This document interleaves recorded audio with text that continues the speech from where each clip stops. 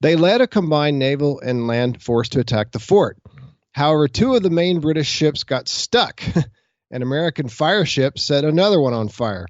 If anybody doesn't know what a fire ship is, it's exactly what it sounds like. It's just when you take a ship or a large boat and you set it completely on fire and then you send it toward another ship hoping to set that ship on fire. Sometimes it worked, and it did in this case. Two British ships exploded. So not going well on the river. The land attack didn't go much better. A force of Hessians attacked Fort Mercer, but the Americans put up a good fight. And the Hessians lost about 150 men to only 30 Americans. On November 11th, the British battered Fort Mifflin into submission, and the Americans evacuated Fort Mercer. So, again, another example of the American losses, and yet they conducted themselves very well. Despite all the British victories, though, Howe was unable to capture Washington's army.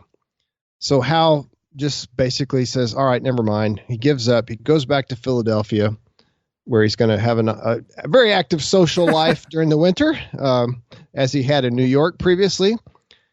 He had about 37,000 mouths to feed in Philadelphia. And as Scott mentioned, they can't just go down to Walmart and order a bunch of food. They have to bring it across the ocean. So they find an easier way, and that is foraging. General Howe sent foraging parties into the nearby countryside nearly every other day. And again, foraging is just scrounging up food. It's also known as stealing or just taking it.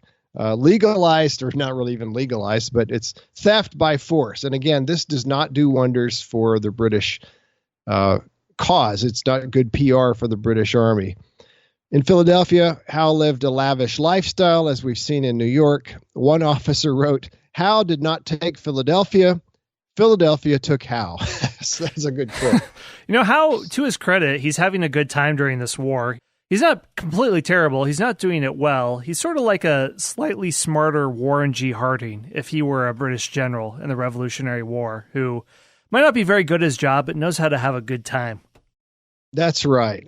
That's the most important thing when you're leading a war, right? Have a good time. He does, have about 4 or 5 month convalescence after the summer campaign. Yeah, that whole thing about destroying the enemy's army, it's overrated. Yeah, Sun Tzu, what does he know? He wrote a long time ago. Yeah, Sun Tzu needed to have more fun. So, like always, Howe goes to some very comfortable lodge in the arms of another mistress. Washington then probably goes and bivouacs in a cold forest. And now we come to the dark night of the soul of the American Revolution. So what is the next chapter for the Continental Army? All right, now we come to the famous winter at Valley Forge. And it's interesting, Scott, I've read in multiple places that Valley Forge, that the winter was not actually the harshest winter during the Revolutionary War. There's going to be one a couple of years later that's even worse. But nevertheless, it's bad enough. It's really tough. And Washington, while the British Army is sleeping in nice beds or at least warm tents in Philadelphia, the officers are having parties and balls and dinners and whatnot. No such social life for Washington and his army. So they have to put the army in winter camp, so they had to select a position or a location. And Washington wanted to stay close to Howe's army in case they try something funny, but he also wanted to protect the Congress, which is now in York, Pennsylvania, as we mentioned before. So he chose a site on the west side of the Schuylkill River that was 25 miles northwest of Philadelphia, and it was called Valley Forge, probably because there at one point had been a forge there, and it was more or less in a valley. I've read that might not have necessarily been true, but anyway, that's the name that stuck, Valley Forge, and it's almost every American school child knows about Valley Forge. At least I hope they do. They need to. If not, have them listen to this podcast. The Army began setting up camp on December 19th, 1777. So this is almost a year after the Battle of Trenton. They had to construct their own huts because the site had little natural cover. And Scott, you wanted to talk about the huts a little bit? Yeah, Thomas Paine has a good description of this. He said that as soon as the troops arrived in Valley Forge, they set to work like a family of beavers and called their little makeshift camp a curious collection of buildings in the true rustic order. And it makes sense. I mean, they're in a massive forest and they have plenty of lumber for logs or fires, at least. So what these wooden implements looked like were 14 by 16 foot huts that would accommodate every 12 enlisted men, and then officers would have less crowded accommodations. So these were built, but they were leaky, they were poorly ventilated. It gave some cover from the cold, but they're kind of glorified survival shelters. So the first steady stream of men arrives in Valley Forge, but it's going to get rough, as we're going to look at in a second. Hey everyone, Scott here. One more brief word from our sponsors. This is a definitely a time that tries men's souls. Okay, so in addition to the fact that it's extremely cold, they had to build their own huts to live in. Of course, these huts are going to be drafty. They're going to be, don't think of a really good quality log cabin like you see today. Sometimes they're going to be really rustic, really rough. In addition to this, the Continental Army's commissary head and quartermaster general, in other words, the person in charge of getting food and other supplies, resigned, and it was hard to find anybody competent to replace them. Washington had a couple that really didn't do the job well. So as a result of that, and as a result of the fact that there's just no money, the Congress doesn't have power to raise taxes.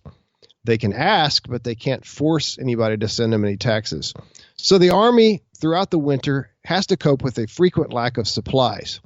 Washington constantly wrote to Congress asking for more supplies, some help, but he got very little relief. And the men's clothes are starting to wear away and deteriorate. Some men were nearly naked. Others had mismatched and inadequate clothing. So it's freezing cold, and they don't, not only do they not have proper winter gear, some of them don't have anything at all to wear. They're just lucky if they can wrap a blanket around themselves. And the food wasn't very good either. It wasn't very fulfilling, wasn't very sustaining. The men lived mainly on something called fire cake. And this is a thin bread made of flour and water that was baked over a campfire. You often heard the cry, "No meat, no meat." Just meat was almost non-existent.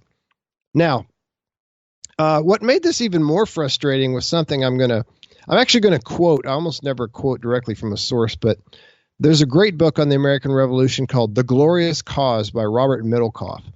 And this is what Middlecoff has to say about food in the area.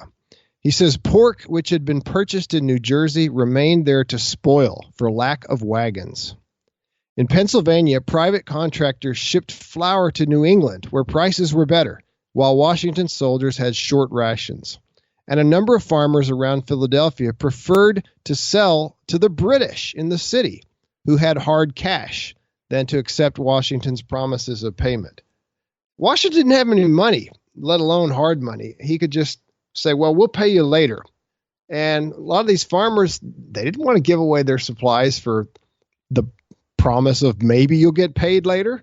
So they're actually selling to the British. It's actually just extremely frustrating. It'd be one thing if there just was no food at all available anywhere in the area, but the fact that food is being sold in New England, other food is spoiling, other food is actually going to the British, was extremely demoralizing to Washington and his army.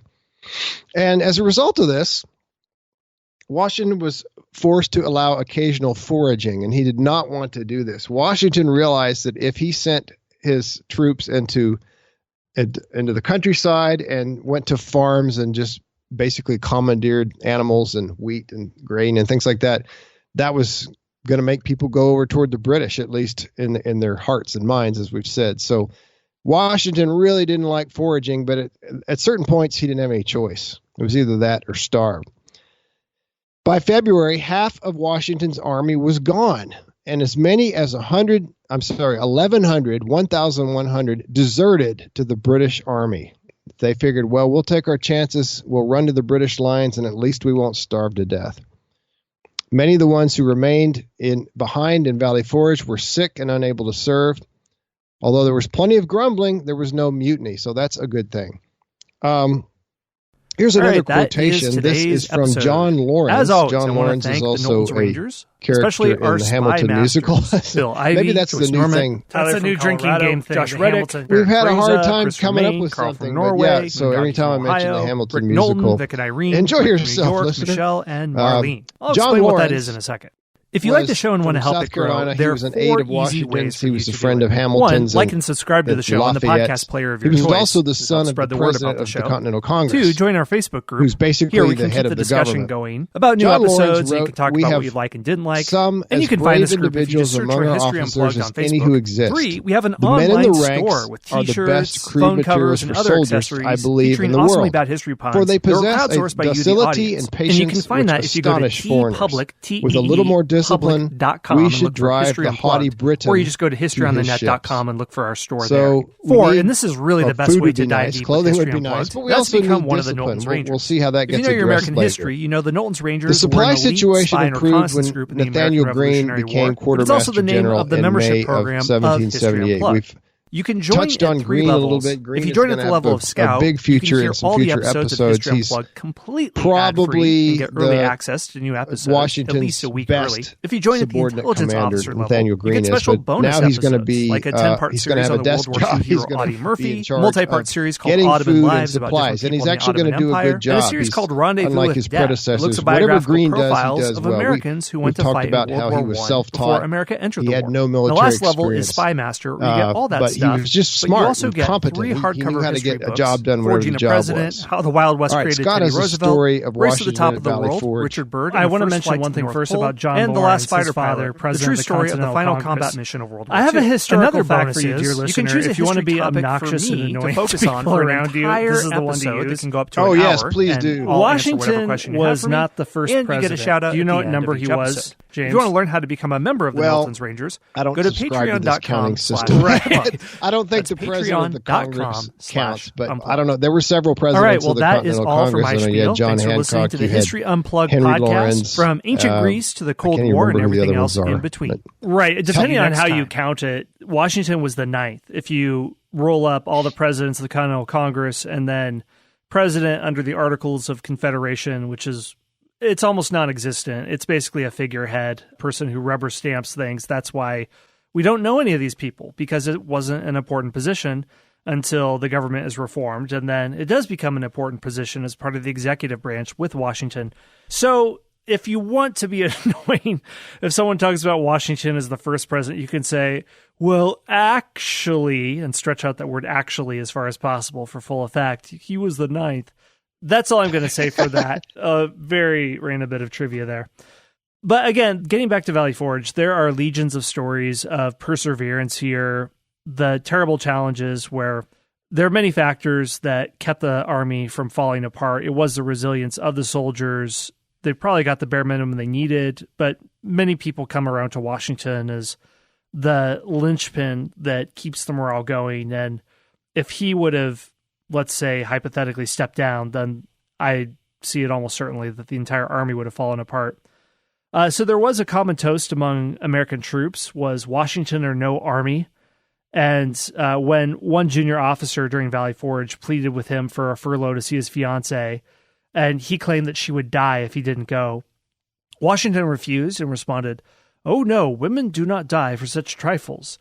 When the captain asked what he should do, Washington said, "Write to her to add another leaf to the book of sufferings." So not the most, rousing, but he's very matter of fact, and he's right there in the valley with you, shivering just as badly. So he did demand more disciplined training for his men, and we're going to see how they emerge from Valley Forge, but it is a forge in many ways, so it's very fitting that that is the name of the place that they were in during that part of the war.